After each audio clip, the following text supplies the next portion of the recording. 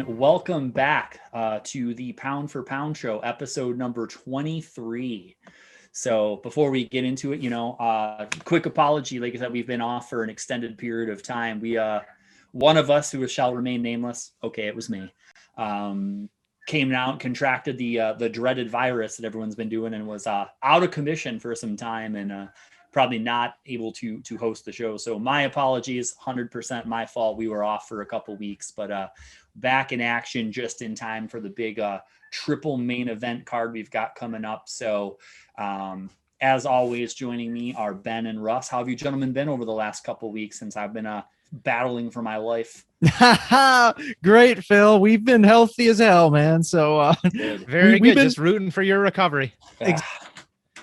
It's a slow process, but we're getting better every day. So I appreciate it, gentlemen, and I'm glad you guys are feeling well. So, but without further ado, we've got lots to talk about. So we'll get to it. So quickly, let's recap. We had a big, debatably a number one contenders fight on the last UFC fight night. Robert Whittaker looked super impressive getting it done against Kelvin Gastelum. So Ben, I'll throw it over to you and then toss it to Russ. Give us a quick breakdown of what you saw in the fight, and you guys think Whittaker's next for Adesanya for that middleweight title? Whittaker had just like a flawless performance. He looked awesome throughout. Picked Kelvin apart really, and he's just a much higher skill fighter than Kelvin, and I think he's next in line for the title shot. But yeah, I didn't see any weaknesses in Robert's game. It was just a perfect performance on his part. He's ready. How about you, Russ? Yeah, he looked great. It was a five round shutout, and he's won 3 in a row now, like 3 in like the last 9 months. He's got to be the number one contender for Adesanya now. They had kind of like a tournament going. Vittori's in there and Brunson's in there as well, but Whittaker is the clear cut number one contender to me. And I think it's going to be a much better fight this time. Like, I don't think it's going to be just a beat down like last time. He's going to probably fight smarter. And Adesanya's like, you don't know what Adesanya you're going to get now coming off a loss. Like, it could make him super hungry, or now maybe he sees a way to beat him. Maybe Jan showed him. Yeah, it'll be interesting to see how Adesanya bounces back. And I think it'll be a good fight for him, though, because I don't think there's any scenario where Whittaker turns it into a takedown festival. So I think it'll still be a stand-up fight. I think it'll be a pretty technical fight. So, yeah, I'm with you guys. I very hard to see how they don't run that fight back. I don't know if they're doing live events in Australia, but it seems like if they could hook that up again, 2 guys from that neck of the woods, it seems like I'd run it back there and sell another 60,000 tickets. And for sure, seems like the way to do it. They are running. I agree. They are running like live events there in front of like 30,000 people with like no masks and stuff, because they don't have it. Like they've managed it way better. So they're going good. It's just a matter of bringing all these people from the United States. If you're Australia, do you let all these mouth breathing fighters into your country? Especially seeing that every card, it seems like multiple people test positive the week of, with all the travel and everything. I'd be like, no, have your event over there and we'll order it on pay-per-view. Yeah. Mm-hmm. It'll be tough to get him over there, I'm sure, but that is the move if they can do it. 100% if they can make it happen. But yeah, it's so, I guess real quick, what do you guys think is next for Vittori if he doesn't get that title shot? Because he seems pretty adamant that it should be his. I think him and Brunson, fight for next number one contender. I think it's like, they're both like on the exact same timeline. I think it kind of like is perfect. Or Costa. Yeah. Or Costa. Till's out, so he can't be in there. But yeah. Yeah, those are some good matchups for him. Yeah, I agree. Yeah, because like I think the Brunson matchup is good, but Brunson he had a loss fairly recently, didn't he? I know he did have the win over Holland, but he was like very far from the title picture before that win. So it would be a pretty big leap, especially already having a loss to Adesanya. It would be tough to just win one fight against Kevin Holland and then step into a number one contenders fight. He's certainly a dangerous guy, though. I'm not everyone loves his style because he's not always the most exciting, but he definitely could cause some damage with that wrestling in that weight class, because it's just a lot of dudes who like to stand and bang. So very true. So, but without further ado, let's talk about the triple main event coming up. We got a huge pay-per-view card coming, 3 title fights to talk about. We'll talk, obviously, first is the rematch between Usman and Masvidal. So we'll throw it to Russ first. What do you expect to see? And we'll say we can save our picks for the end because obviously we'll be spinning some wheel on this card. So, but we'll break it down. We'll let you guys each. What do you expect to see from that fight? I expect a much better fight than the first time around. I don't think it's going to be a shutout, a 5-round shutout by Usman. I think Masvidal with what's he got, a month and a half this time instead of 6 days to lose 20 pounds and fight the champ. I think he's just going to come in much better. He's had a lot of time. He's taken, was that his last fight or it was against Diaz, right? Either way, he's waited a long time for this title shot. So I think he's worked on stuff, and I think we're going to see a much better Masvidal. And I really hope that Usman, the way he's been fighting recently, it seems like he's more and more confident in his stand-up. So I hope he decides to go that route. Yeah. Masvidal's so crafty on the feet. I'm rooting hard for him to get the win. Yeah, I agree with a lot of what you said, Russ. Masvidal's going to look better. He's had much more preparation time, but Usman in that first fight just dominated him, and I don't think George can come up with a game plan that can stop Usman's wrestling and his clinch work and all that stuff. Usman's just such a smart fighter, and I don't think George has what it takes to beat him personally. But I mean, like you said, we'll save our picks for later, right? But I think you might have hinted at who you think is going to win that fight. Yeah. But George's last 3 wins have been against Till, who moved up to middleweight, Askren, who retired, and then Nate, who never really fights. So he had a great 2019. It's not 2019 anymore. I'm not a giant believer in George. It'll be a good fight, though. Yeah, it'll be exciting to see what he brings to the table with a full camp, like I said, and I think the more interesting, I think Russ touched on it, is does Usman get that in his mind that he wants to prove a point and beat Masvidal in a stand-up fight, or does he stick to the game plan, push him up against the cage, put him on the ground, and win the fight the way that he knows how to win the fight? So I think there's a lot of interesting dynamic to that fight. So we'll see how it goes. So we'll move it over to the second of 3 title fights, the 115-pound women's title fight. We've got Weili Zhang fighting Rose. I know this is one people have been very excited about. So I'll turn it over to you guys before I share any thoughts. Ben, we'll let you go first this time. Yeah, that fight, I'm looking forward to that fight more than any fight. Weili's last fight against Joanna was fight of the year of, what was it? I think it was 20. It was 2020. It was early in the year. I think it was. That's right. The first card of 2020. Fight of the year. Weili looked freaking awesome. She's just an animal, man. She's super aggressive. I think Rose is more technical, and she's going to bring a very good game plan into this fight. But we're looking at 2 of the best women fighters in the world in their prime fighting on Saturday, and I just can't wait. It's going to be it's a tough fight to call, but we're going to see. And Rose looked great in her last fight against, I think it was against Andrade, a rematch against Andrade. Yeah, she looked great in that. So we're going to see an awesome fight. Russ, what do you think? Yeah, I think I agree with you. This is my most anticipated fight of the weekend as well. I think it's just an awesome matchup. We haven't seen Zhang since last year in that Joanna fight, and Rose we haven't seen too much of. We've seen her I think, was it 6 months ago or something against Andrade? Mm-hmm. So we haven't seen much of her recently. I think it's going to be similar to the Joanna fight, where it's just going to be an absolute war. And it's just going to be who gets the better of it. I think Rose is the best striker in the 115 division, so I'm taking her to win that fight. I think she'll. I don't know if she's going to stop her. I see maybe a 5-round decision, but I just think she's so good standing. It's going to be a little bit too much. And I think Joanna, that was a super close decision as well, but she just, wore that damage too much, looking like a mutant afterwards that you could not give her the decision. But I don't know. It's going to be great to see. It's going to be a great fight. Yeah. Yeah. It'll be really hard to see how that fight isn't exciting. So it'll just be, the technical striking that Rose brings. The one thing that'll be interesting, and I'll probably play in my hand a little bit, is like Rose, as technical as she is, and she looked great early in the Andrade fight, but like she really slowed down as that fight went on, and it was only a 3-rounder. So if it starts to go long, it'll be curious to see how she holds up, especially if it turns into a firefight under that type of damage.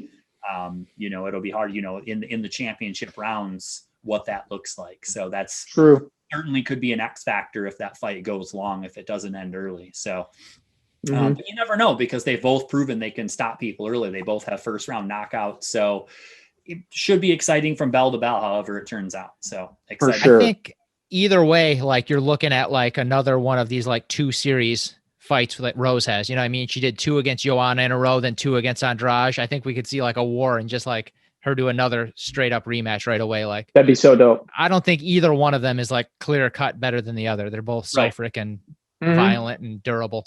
Yeah, agreed. Yeah, it's certainly going to be exciting one. And then exciting, we'll talk about the last title fight, people we just spoke of, the 125-pound title is on the line. Jessica Andrade has moved up, looked super impressive at 125, but is fighting Valentina, who is one of the most dominant fighters on the planet today, who is like, it's getting challenging to find people to fight her at this point, which is a bad problem to have, when you're so dominant, people like, you're just going to win again. So, but this is an interesting matchup because she's fighting someone who's got some real KO power. But I'll throw it over to you guys. Ben, how do you see this one going? And give us a breakdown. I think Valentina is gonna just the best striker, probably the best women's striker in the UFC. And I think if she can keep it on the feet, I say that a lot. It's like, battle of styles, if she can keep it on the feet, it's her fight. If Andrade can get her on the ground and close the distance, it's her fight. It's really that simple. We're going to see 4 of the best, I'd say 6 or 7 women on the planet fighting on Saturday. So it'll be super fun. Jessica Andrade is an animal though. So if she can close that distance and get Valentina down, it's going to be a long night for Valentina. But if she can't, it's going to be a long night for Andrade. I'm really looking forward to that fight as well. Yeah. Russ, what do you think? I can't see a scenario where Valentina loses to anybody not named Amanda. It's just like seems impossible to me, but this is her most dangerous opponent in years, probably like since Joanna, probably in like, I think 2018, like the Andrade has legit stopping power. Like that body shot to Chukagian that she just ended her with was so violent. We've seen her wreck girls for a while. So like she's a legit threat to anybody, but Valentina is just so unbelievably well-rounded. I don't see how she loses to anyone at 125. It just seems impossible to me. But I hope it's a real good fight. Yeah, I'm a bigger believer in Andrade's skills than most people. I think she's excellent. But again, there's just levels, and Valentina has just been proven to until she loses. She fight any woman on the planet, and I would pick Valentina to beat anybody on any night. She's just proven, and everywhere. She's dominant on the ground. She's dominant on the feet. She can do a lot of things that no one else can do. She just has, more tools in the toolbox than anybody else.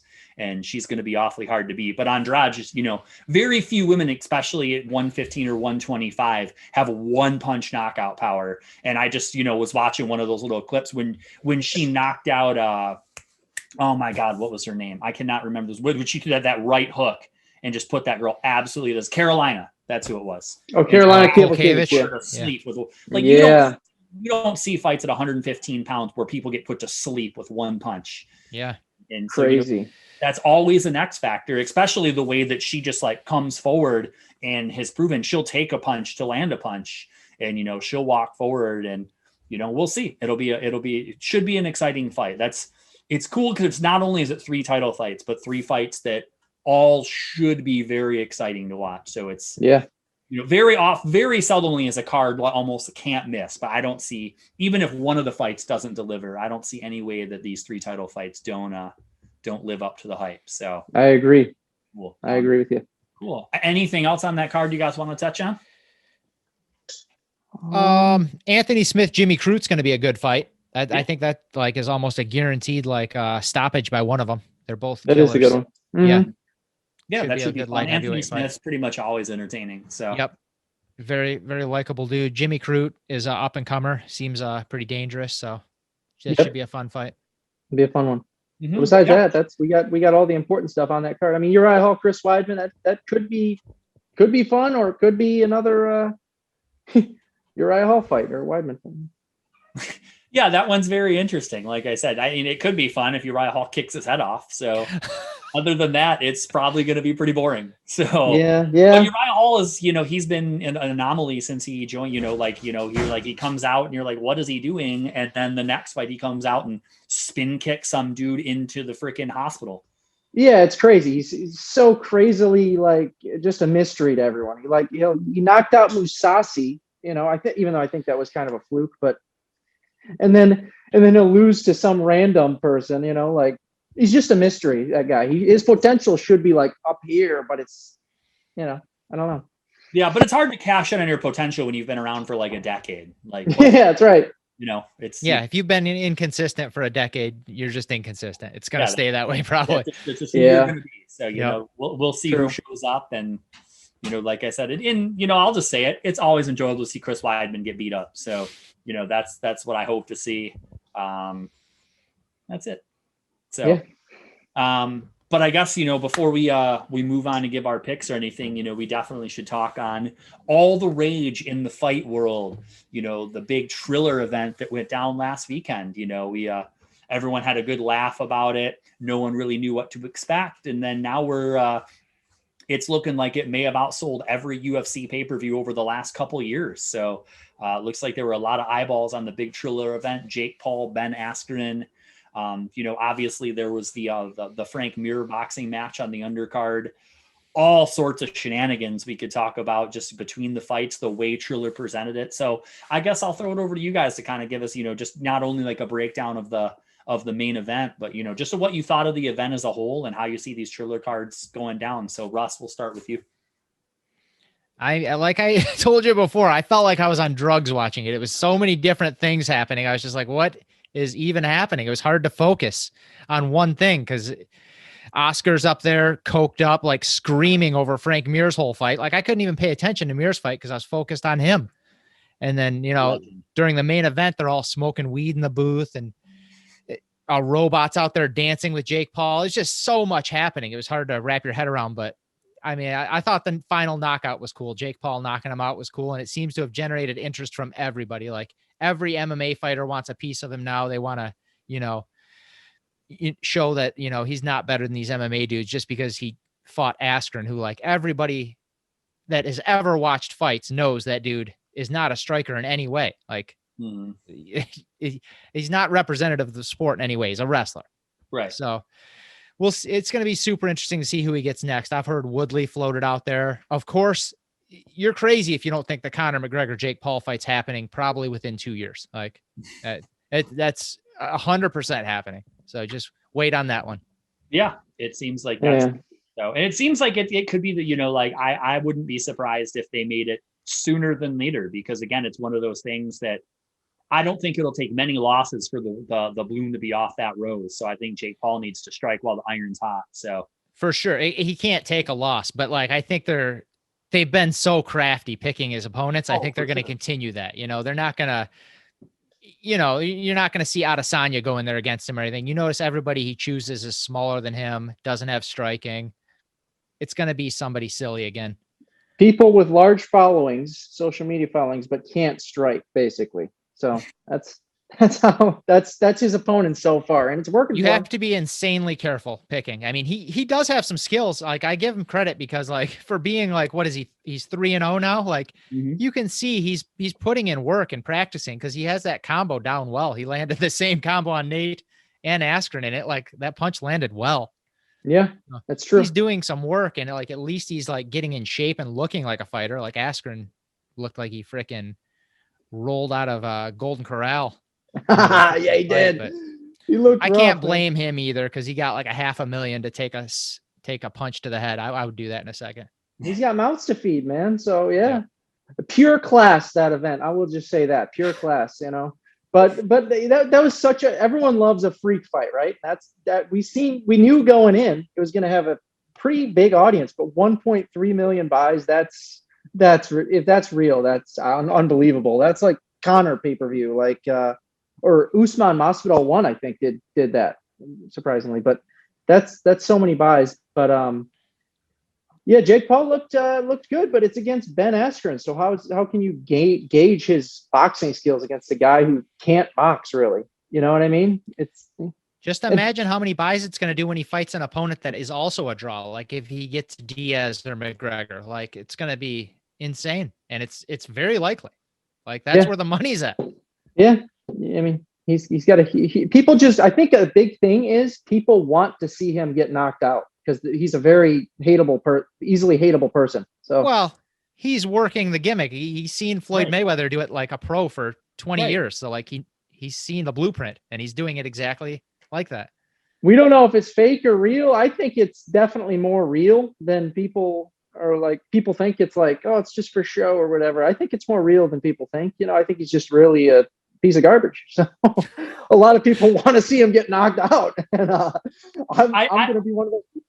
Well, I think, that's where, he's just following the blueprint. And like you said, like it's been working in pro wrestling and boxing for 100 years. But when you think about guys, like really in MMA, Tito was the first to do it. And just to have a very hateable personality, Chael made a freaking career out of it. He lost, 18 fights or something, but Chael put asses in the seats because people legitimately dislike the guy, and Jake Paul has he's clicked into that niche market that not only do people dislike him, but there's a lot of people, especially diehard MMA fans, are like insulted by the concept that some YouTuber could knock out an MMA fighter, and they are just furious and they want to see him get fed to John Jones and get beat to death.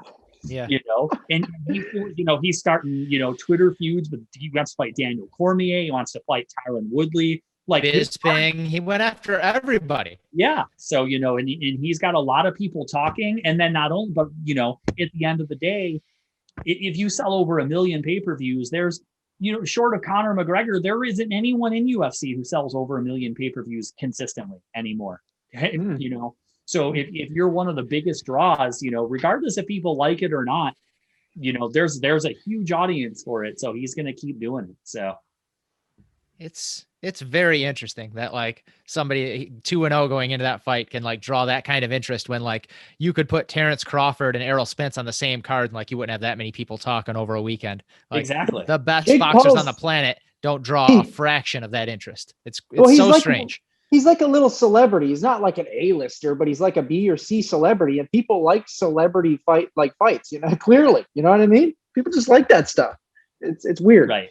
Yeah, I agree, but it's there's a big difference between just like watching like celebrity boxing and watching like Tanya Harding fight or Vanilla Ice fight Danny Bonaducci, on free TV, or converting $60 to $70 million in pay-per-view revenue is two very different things.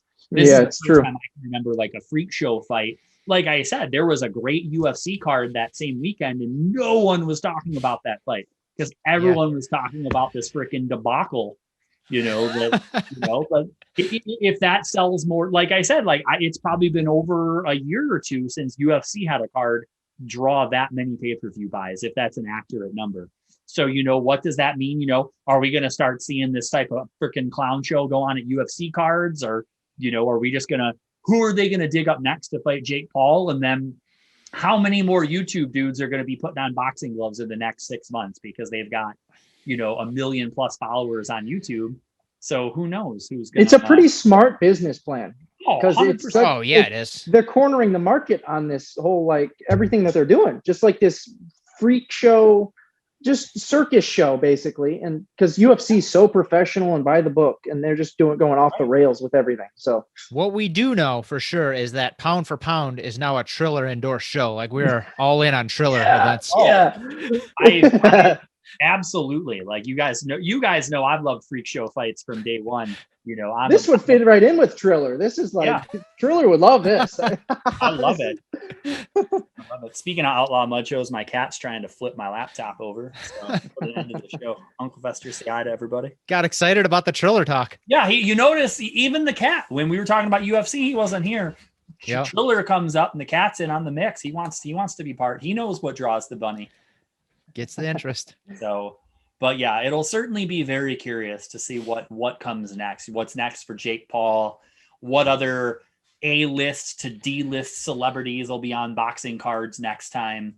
You know, it's a whole. It looks like it's exasperating Ben just having this conversation. So, but yeah, like it'll be sickening, man. I don't know. Yeah, who knows what's next? So I'm excited to be along for the ride and see what the hell happens next. Oh yeah, I enjoy it. Triller is such like a popularity contest thing. You know what I mean? It's not like not even real fighting. I mean, sure, he's got some skills, but put him up against a real boxer. See how he does. You know what I mean? Let's see how he does. Well, but again, you know, and that's, there's a lot of people, like it's been more within the sport, but a lot of people would say like Chael Sonnen talked his way into 3 title fights. Like he probably didn't deserve those fights, but he drew money. And then like, obviously Colby Covington, no one gave a rat's ass about that guy until he got this ridiculous gimmick. And then he's a draw. So, it's like I said, the difference is, it's when you start drawing more pay-per-view buys than main event UFC fighters, it's something that has to be taken a look at regardless of what your. It's not even close. Yeah. I mean, it's unbelievable. The numbers aren't even close. Yeah. I will be, very transparent. I wouldn't have expected them to do a quarter of the pay-per-view buys that they did. When I heard that number, I was like, that can't be real. There's no way that this freaking, especially after seeing it and seeing all the crazy stuff that happened on there. But then, like you said, people like celebrities. They like coked up Oscar. They liked Snoop Dogg. They liked everything about it. There's just something to it that, appeals to, because it appeals to non-sports fans as well. And it appeals to an entirely different audience, That's true. Yeah. I have to believe to see if it's like a short-term thing or if it, continues to have momentum. Yeah, that's a good question. But I have to believe those numbers are inflated. 1.3 million has to be inflated. I just can't see them selling that many pay-per-views. It's impossible. It seems to be picking up steam because like the last one was not talked about nearly even this much. Like this one was like wild. Yeah, I read an interesting thing. It was I was doing some wrestling research, and obviously WrestleMania is the biggest wrestling show of the year. And I guess they I don't know how they come up with these numbers, that the amount of times that an event is searched during the event, the Triller event was searched online 5 times more than both nights of WrestleMania put together. So wow. And WrestleMania is a very established, it's a worldwide event. It's a big deal. And the Triller card drew way more attention than WrestleMania, which is just like, what? Yeah. So they've tapped into a market and it'll be curious to see where it goes and, how long they can, maintain this momentum, or if it's like a shift in the way that, maybe it'll just be more popular than standard fighting because, fights only appeal to a 1% of the population, and you start jamming celebrities in there and it appeals to a whole different market. We can only hope we get half-hour Justin Bieber concerts in between UFC fights soon. Okay. and robots dancing to the ring and Saturday Night Live performers interviewing dudes backstage. I hope. Yeah, I love it. And then, like I said, in the booth, they'll start jamming in some, like I said, celebrities from all over the world. It'll be Rogan and who knows who. Yeah. So. Jesus. Let's keep it on the Triller cards. I like it just on the Triller cards. Well, same. I tend to agree, but if they start losing out consistently in pay-per-view, you'll definitely see a shift in the way that people do things. So, Yeah. Right. If Triller continues to draw 1 million buys for all of their events, you bet there will be a UFC robot by the end of the year. I guarantee it. For sure. Yeah. That's just the way it goes. But we could go on about that forever. It certainly will be interesting to keep an eye on this and see how it goes. But in the interest of this show not being 2 hours long, let's go ahead and circle back to the 3 title fights. We'll do some picks. We'll spin the wheel. I guess we should say, we are, Ben is currently up north getting ready to film his one of his bets. And I will be filming mine soon. Like I said, I apologize for being out of commission for a couple weeks, but we'll get those bet payouts going here real soon. So, but with that being said, let's put our money where our mouth is one more time, gentlemen, and well, 3 more times. So we got 3 title fights coming up. We'll get some picks. We'll spin some wheels. So let's first talk about that main event. You know, Masvidal. We're doing the wheel spins on all 3 of these title fights because I don't feel great about that. All right. Well, we can do 2 because I mean, I don't want to let the cat out of the bag. Like I said, even being probably the biggest Andrade supporter on here, I don't see anyone picking against Valentina. So, I mean, it's only fun when we're betting against each other. So are we in agreement that Valentina should win that fight? No, I'm picking Valentina. Russ? Yeah, of course. But But if Andrade wins, I mean, if Andrade wins, we all spin the wheel. You know what I mean? No one has to disagree. Well, right? Usually when you're betting against each other. You know, that's the fun. At least to me, is watching. You know, like I said, you know, like one of us has a vested interest. Compare, you know, on the other side of the coin. Okay, I get it. Yeah. Yeah. Okay. Did you want to do just one, Russ, or do you want to do both? I kind of just wanted to do one. You're trying to skate by without. Well, no, because I'm taking both dogs, like, and they're, you know, Rose isn't a big dog, but like, I don't feel like spinning the wheel on Masvidal. Like, that's a pretty big dog. Well, I would have thought if we were just going to do one fight, we would be doing the main event. So. Oh, Jesus. Hey, I won on a 3-1 dog betting. So let's same. Yeah. So if you feel like he's going to win, that's what you got to do. Okay. So let's go ahead and give our picks for the main event. I guess, Russ, you kind of let the cat out of the bag, but let's hear it. How does Masvidal get it done? KO. He's gonna stop him. I think. Wow. Usman is getting more and more confident in his striking. He stood up and did a striking matchup with Covington, and he did it against Burns too. And Burns clipped him pretty hard. And this is like what I think it's like only 2 months afterwards. So like I'm hoping for some like sort of residual damage from the Burns fight. Yes, I think that legitimately happens. You know, like a lot of people are convinced like that's why DC was able to catch Stipe because he took that big shot from Francis the first time, you know? So like sometimes like if you turn around a fight pretty quick, there can be residual damage. And Masvidal's just so slick. I'm taking him by KO. Right. Wow. Okay. I got Usman. I don't know how. We don't need a how really, but I got Usman by, I'm going to say decision. Yeah. I'm also taking Kamaru. I just think he's just such a well-rounded guy. Obviously, I think there's more danger because, again, I do agree that he might stand up and trade a little bit more. But I think last time he was able to, anytime the striking even started to get a little bit sketchy, he just grabbed onto Jorge and pushed him against the cage. I think we'll see more of that. Plus, he's got Francis in his corner. Francis might jump in the cage and throw a haymaker if that's what it takes. But I just think Kamaru's on a roll. And, you know, as I like to subscribe to that theory, I've said it once already, more tools in the toolbox. So I wouldn't be like completely shocked if Masvidal knocked him out because he's such a slick striker.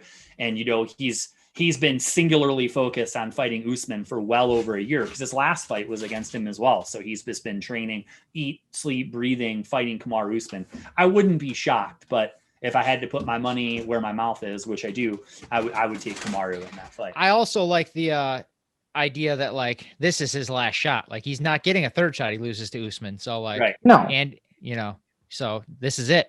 Win the title or you're not getting another one. Yeah. Plus, we can't. You saw the video. You saw Kamaru work in the spinning foot stomp. I think that could be the X factor.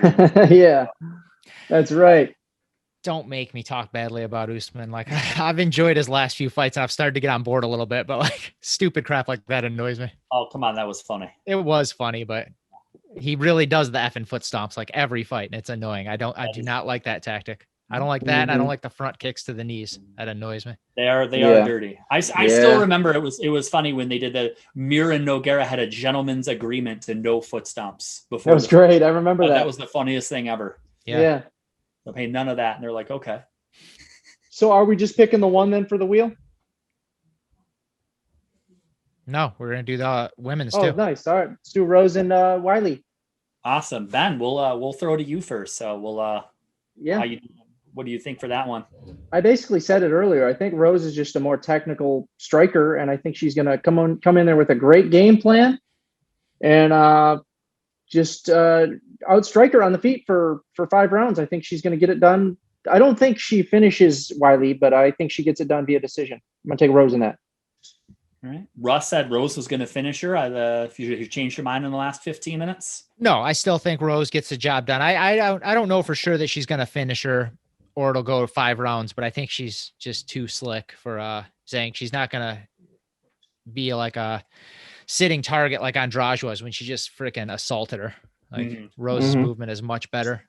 Yeah. But you made a super good point. She faded so bad in that 3rd round against Andrade. So like that does make me nervous that it's a 5-round fight. And if she starts fading in round 3, she's not winning because we've seen Zhang go 5 rounds against Joanna pretty full speed.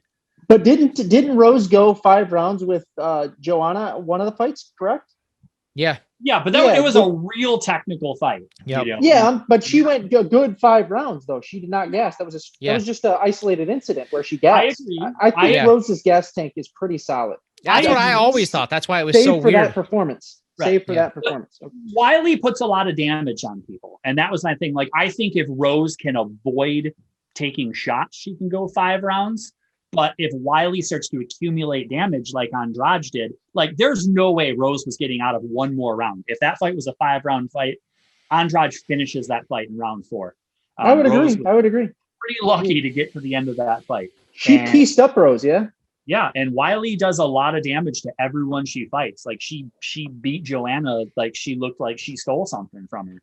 She's only on a 21 fight win streak. Why not bet against her? You know? Right. Yeah, it seems like a good idea. But that's ultimately like it. I think Rose has to finish the fight, and Rose can finish people. She's proven it in the past. I wouldn't be shocked. I think it's a real close fight. But if I had to pick, I just think that Rose will look good early, and the damage will pile up, and Wiley will eventually wear her down because Rose has been finished a couple times by a couple different people. I think Wiley will be too much by the end of the fight, and I think see her probably like a 4th round stoppage. Ooh, okay. Plus, there has to be a contrarian in the or we wouldn't be spinning the wheel. So. Yeah. Hey, also Rose has that communist hate going into this fight, so I don't know if you guys have heard of that. I don't know anything about that. The whole story, she's calling like Wiley like a communist and stuff because she represents it was taken out of context. She didn't mean that. I know. It's just funny. It's just a funny little story going in. That is, but whatever. Cool. Well, gentlemen, I know it's been a while since we recorded. Is there anything else you guys wanted to touch? I know we've gone just a tad long for what we normally do. So, but let's Ben, you looked like you had something to get to. So Russ's best bets. Yep, I've got some best bets. I'm off my game. I apologize. Russ, let's tell the people how they can make some money.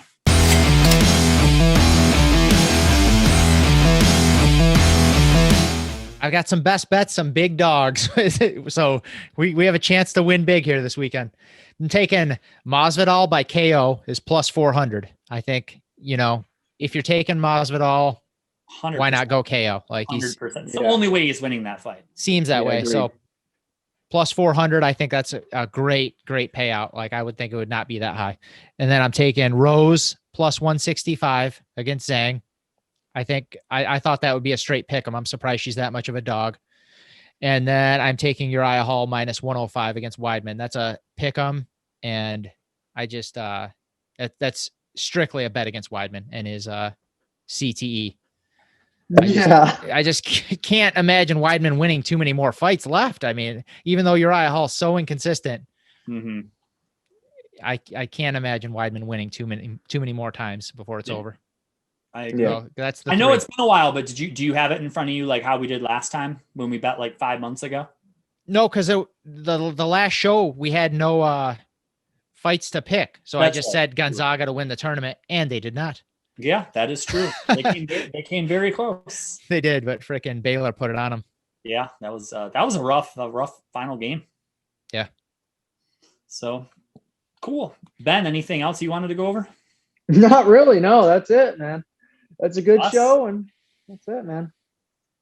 Cool. Well, yeah. Well, we'll let you guys go. Like I said, go. If you didn't watch the Triller event, go look up some highlights. It was a sight to behold.